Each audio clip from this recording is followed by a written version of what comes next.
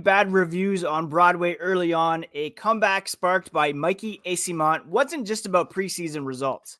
It was about the Bruins showing signs of life, improvement, and an ability to score.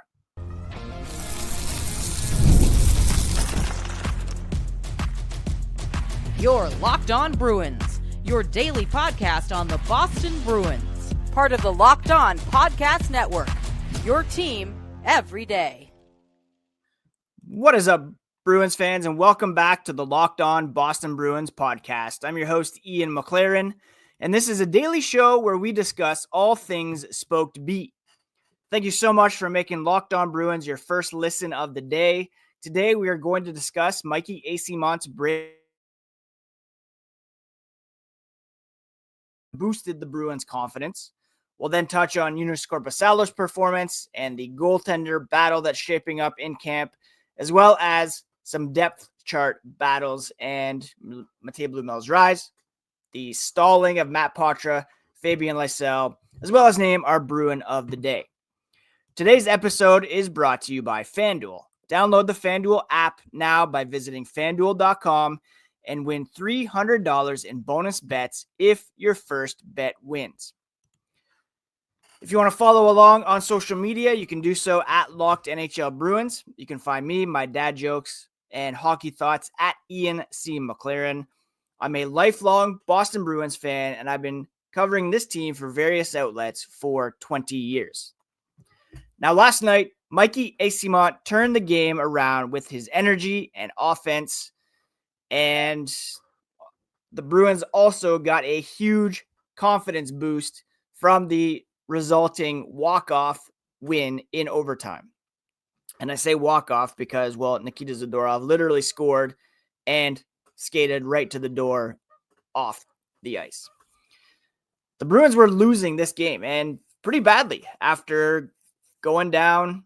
Well, first of all, like what happened in Washington's game, they scored early and then allowed the Capitals to score the equalizer, and then it went off the rails for there. The Bruins, again, Matěj Blümel from KC Mittelstadt scoring to open it, and then they allow a goal less than a minute later. 3 more on top of that, including a shorthanded goal by Vladislav Gavrikov. The Bruins were getting so much heat on social media, not that they could see it, but it kind of was all feeding into the narrative that the Bruins were not going to be as good as they have been in the past. We're going to have a repeat of last year. New guys aren't doing anything. The young guys aren't stepping up. Nobody can stop the puck. And then enter Mikey Eyssimont, who finished with 2 goals and 1 assist in the third period. In fact, he was on the ice for 3 of Boston's 4 regulation goals. And he got an assist on the tying goal by Marat Khusnutdinov. He didn't just score. He drove events. He's credited with a shorthanded goal, a primary assist, 5 credited hits, setting a physical tone that Marco Sturm praised. And he was a huge reason why the Bruins were able to come back in this game. Marco Sturm said of Eyssimont, he accepts his role, whatever it is, tries the best he can. Reminds you of Phil Kessel's old Twitter bio. Nice guy, tries hard, loves the game. Plays hard. What is it? Nice guy. Tries hard. Loves the game. Sturm said, guys like him, you always root for because he cares and because he has not just grit, but skill. And that skill was on full display with how he finished his scoring opportunities. Some pretty silky hands there, as well as some speed. He should probably be considered a lock for one of Boston's bottom 6 spots. And as I discussed yesterday, the fourth line is really looking like Eyssimont with Sean Kuraly and Mark Kastelik. Although things can change. Khusnutdinov making a case for some playing time last night with a goal and the primary assist on Zadorov's game winner. We'll talk about KC Mittelstadt's impact, Matěj Blümel. The bottom 9 is all kind of a little muddled right now, and hopefully over the next 4 games, that will become more clear. Through 5 periods of preseason play, the Bruins were being wildly outscored. And while they dominated play to a certain extent against Washington, it was the opposite last night. The Bruins were being outshot, out-attempted, out-chanced, and the Rangers had nearly 70% of expected goals. The shorthanded goal scored by Eyssimont shifted the momentum in a game where the Rangers were, trying to make their mark, and guys are fighting for their roster spots while proving the Bruins could be well down the Eastern Conference standings once again. But with Eyssimont driving the third, they flipped the script, erased that 3-goal deficit, and came out with the win. It's not about, there's no 2 points on the line here. It's not about results, really. It's about showing signs of improvement, taking steps forward under Marco Sturm. Yeah, there were some defensive miscues. There were too many shots allowed. A lot of things that reminded us of how, flat out bad they were at times last year. But there was scoring by committee. The fourth line stepped up. We all remember how last season started with the fourth line, Mark Haslick, Cole Koepke, kind of helping carry the offense early on. If Eyssimont can chip in even modest scoring totals alongside his pain to play against style, that's a huge bonus for the Boston Bruins. And it's a reason why he came to this team, because he sees a real opportunity to contribute. The underlying numbers show Boston was relying on individual heroics. Joonas Korpisalo faltered early, but he made some big saves to help the Bruins have a chance. And while they were almost buried by a shorthanded goal, that shorty by Eyssimont really helped spark some much needed confidence in the Bruins that they carried through to tying the game and completing the comeback in overtime. Again, it's not about the results. It's about confidence boosting, coming together as a team. Some new guys just making their mark. A lot of these guys haven't really played together before. And the camaraderie, the boost that comes from completing that comeback, I'm sure the vibes in the room after the game were pretty nice. And Boston was able to enter what is today a full day off with a win and just cutting of the tension that was building from not that great of a start to training camp. Well, camp has been all right by all accounts, but the preseason action on the ice where it matters most had not even mixed results, like pretty poor results to start. So the Bruins getting this win, they'll now be off until Saturday in terms of preseason schedule, where they will be in Philly to take on the Flyers. Then they come home to take on the Flyers next Monday. An additional game against the Rangers and Capitals to end the preseason. The final 2 games is likely where you'll see more regulars, some semblance of a opening night lineup. And there's going to be some real decisions to be made about who's going to be cut from this team and potentially exposed on waivers or making use of those waiver exempt guys. Michael DiPietro, you can't base it all on one half game for him and a full game for Korpisalo, but it really looks like the veteran has the edge here in that goaltending battle, and that's something we'll discuss more here as the podcast continues.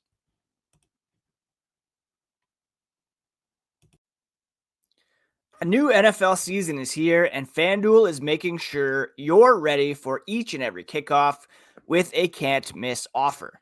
Right now, new customers can bet just $5, and if your bet wins, you'll get $300 in bonus bets to use across the app.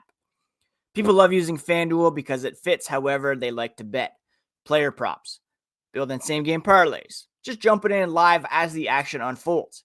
It makes every game more exciting, whether you're watching your team or just keeping an eye on your fantasy lineup. It's quick, it's easy, and the best way to add a little more energy to your Sundays. So if you're ready to play, download the FanDuel app now by visiting FanDuel.com to get started. That's FanDuel.com to place your first $5 bet. Thanks again for making Locked On Bruins part of your daily routine.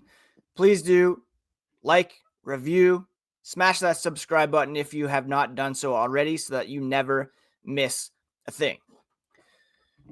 Now, we've been discussing a lot the goaltending situation for the Boston Bruins, most notably the backup position, whether or not the Bruins will keep Joonas Korpisalo around as Jeremy Swayman's backup, or if Michael DiPietro, who was last year's AHL Goalie of the Year, would be able to take that spot. Korpisalo last night played the full 60 minutes. This was after DiPietro and Simon Zajac split the preseason opener against the Capitals.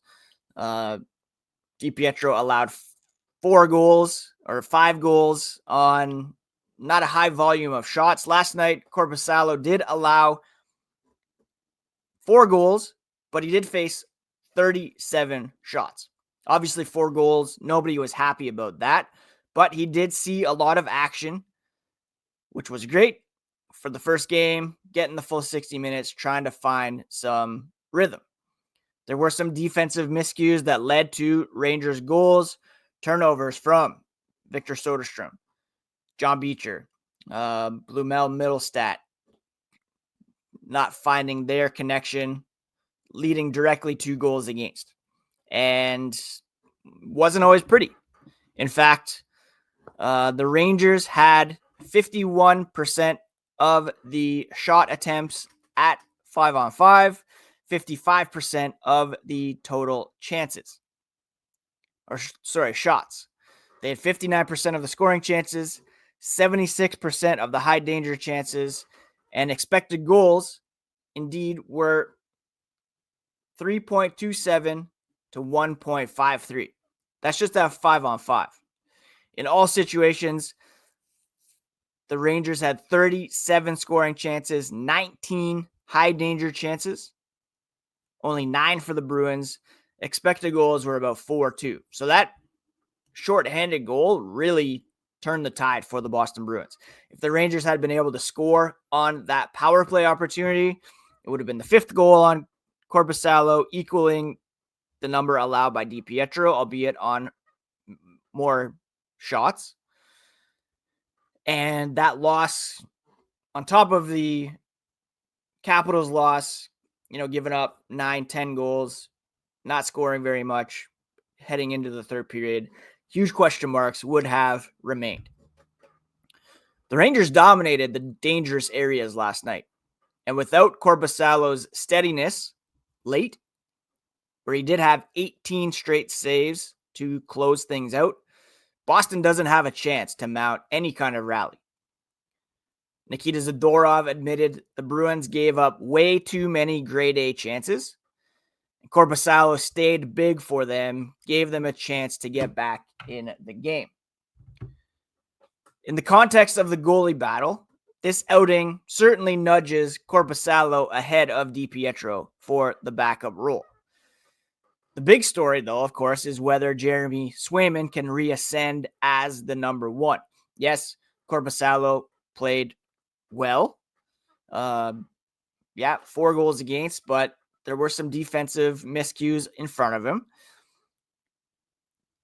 The Bruins season hinges on whether or not Jeremy Swayman can get back to the form that he showed early on in his career. And it doesn't matter who the backup is, really, because there's real question marks about whether or not Korpisalo, DiPietro can, carry things for any length of time. These guys need to be kind of 1 out of every 3 games starting at most.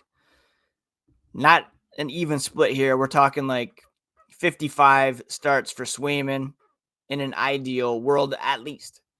And while Korpisalo certainly showed last night that he is up to the task, DiPietro faltered in his first outing. Both will probably get a chance to play in one more game. There's only 4 preseason games remaining. And then you're going to want to get your regulars into the lineup near games 5 and 6. So let's say DiPietro and Korpisalo split the next 2 starts. That's really going to go a long way towards seeing whether or not they try to sneak DiPietro through waivers, or maybe they hang on to all 3 for the time being until they can maybe see if there's a trade market for probably more likely DiPietro because he's got the cheaper contract and he's younger. The Bruins are off until Sunday or Saturday, I should say, game-wise anyways, where they will play the Flyers in Philadelphia in a home and home. They take them on Saturday, then come home to play them again on Monday. And then they'll wrap up the preseason schedule with games against Washington and the Rangers. So those 2 Philly games could be a big test. Obviously, the Flyers, they have a lot of hopefuls who are looking to erase last season's poor season for them. And so both of those guys will have to be up to the task in order to prove they belong with the big club. And they're not alone. There's some other guys battling for spots. Matěj Blümel, Casey Mittelstadt, Khusnutdinov, Fabian Lysell, Matt Poitras. All of those guys are kind of bubble guys who had varying performances last night. And we're going to break down what those depth battles mean and who has the upper hand here as the podcast continues.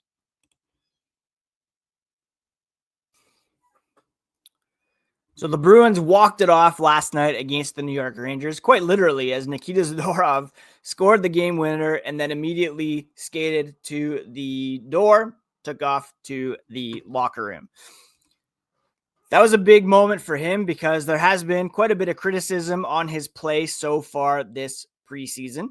He kind of shrugged off the OT winner, saying he just wanted to go home with his family. Sturm said, "We need him to be a leader and a presence on the ice." He was that until he booked it pretty quickly to end the game. Before Tuesday's game, Marco Sturm had been pretty open about what they're expecting from Zadorov this season. They want him to play hard. They want him to close as quickly as possible because of his reach. And they've got to get him going again. They need him this year, Sturm said. They need him to be a leader, be a presence on the ice, and be one of the better D moving forward. It was a pretty clear message sent by the new head coach. He didn't have the sharpest showing when it came to his play, both with and without the puck, but he got the game-winning goal, and hopefully that will give him a bit of a boost moving forward. He himself, Zadorov, said the game would have gone to the garbage real quick if Korpisalo hadn't made some big saves before the Bruins started their comeback. They gave up way too many grade A's, especially in the slot. They were hungry on the puck. They were shot ready, and Korpi stayed big for the Bruins and gave them a chance to get back in the game. So again, Korpisalo with the big edge there last night over DiPietro's previous performance.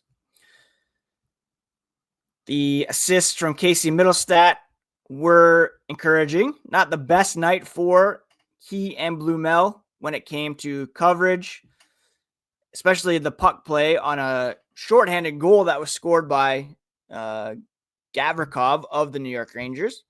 Forgot to mention that part. The Rangers had gone up 4-1 on a shorthanded goal that was answered by Eyssimont in the third period. So Blümel had a bit of an up and down game, but he did have, on the positive side, the goal, a team high 5 shots. He's now got 2 goals in 2 preseason games. And Marco Sturm said he's such a good shooter and scorer. Sorry, he's got 1 goal in 2 preseason games. He's such a good shooter and scorer, especially on the power play. Pasternak has said he's smart, works hard, a little bit of everything, amazing to watch. And he was getting some meaningful reps with Arvidsson, Mittelstadt, Lindholm, Lohrei on the second power play unit, albeit one that gave up a shorthanded goal. Mittelstadt with 2 assists did show some poise as a playmaker, though he was exposed defensively on Gavrikov's shorthanded goal. A couple other guys fighting for time. Khusnutdinov scored the tying goal late, had some good net front instincts. Another kid making a push for regular playing time, set up Zadorov's game-winning goal. Jordan Harris had a nice game, crisp pass to set up Eysimont's second goal. Solid, steady on the blue line, and, seventh defenseman vibes from him for sure. Now, on the other side of things, Matt Poitras, 0 points, only 2 shots, and a -5 through 2 games. Fabian Lysell, 0 points, 3 shots, a +1 through 2 games. They're not necessarily hurting their cause, but they're not really helping either. And I've said several times that both those guys can be sent down to the AHL without having to go through waivers. Whereas Blümel or some of the vets would have to be placed on waivers. The Bruins would have to expose them and risk having them taken for nothing. Guy like John Beecher, he's on the roster bubble for sure. Another guy who had a turnover that led to a goal by Gabe Perreault. These guys need to be a lot sharper if they're going to want to play, especially for a guy like Beecher, who's going to be playing in a more bottom 6 defensive role. So this is a real turning point here in training camp. There's only 4 games remaining on the preseason schedule. You have to expect that the final 2 games will be reserved for more regular guys. So if you're going to want to make a case for inclusion on the opening night roster, this is the time to do it. And Poitras, Lysell, making a case for Boston using that waiver exempt status to start them in Providence. I could easily see that happening at the moment. Blümel hasn't been perfect, but he's been able to find the back of the net, and he's being kind of groomed for a somewhat prominent spot here in the offense. A scoring role on the third line, likely. I could see a, Blümel, Minton, Jeannot situation shaping up. Or, yeah, that's probably where he's going to go, unless they decide to go Minton, Mittelstadt, Arvidsson, and Zacha with Jeannot and Blümel to have that kind of check connection. At the end of the day, though, the big story last night was Mikey Eysimont's heroics, and he is today's Bruin of the day. He was kind of an unheralded signing in the offseason, a 5th-round pick of the Los Angeles Kings back in 2016. He's appeared in 213 NHL games last season with Tampa Bay and Seattle. Before that, a couple seasons with the Lightning. He also was in the Sharks organization as well as the Winnipeg Jets. His career high is 11 goals, 14 assists, 25 points in all 81 games in 2023-24 with the Lightning. Last season, 77 games split between the Lightning and Kraken, 5 goals with Tampa, 4 with Seattle, 9 total, and 16 total points. So a bit of a drop-off from the year before, but he's going to get a clear opportunity here in Boston. They really like his energy, his drive, his commitment at both ends of the ice. And the Bruins could have really found something here in Eyssimont as a sneaky depth player. Is he going to be counted upon to help the Bruins make the playoffs or to be scoring each and every night. No, but if he can replicate that pace he set in 2023-24, that could really be a difference maker for the Bruins. He averaged just around 11 minutes, 51 seconds that season. He did chip in 135 hits that year as well, 149 shots, 100 penalty minutes. So he can kind of do it all for this team. Obviously, he's effective on the penalty kill, so you don't want him racking up too many penalty minutes. But at the end of the day, this is a nice depth player who, in the right fit on the fourth line, could really help the Boston Bruins. He said this is where his heart was going into free agency, meaning the Boston Bruins. He believes he can thrive, not just tread water. He wants to take kind of a next step in his career. And last night, he had a big hit to open the game, scoring punch to close, 2 goals, 1 assist in the third period, turned a lifeless performance into a rally comeback victory, which is exactly what this roster has been missing and exactly what they needed to kind of fend off the early criticism. Now, the overall numbers say the Bruins didn't really deserve the win. They were outshot, outchanced, buried in expected goals, and had a shorthanded goal against to put it at 4-1 for the New York Rangers. But Eyssimont, Blümel, Khusnutdinov forced the issue.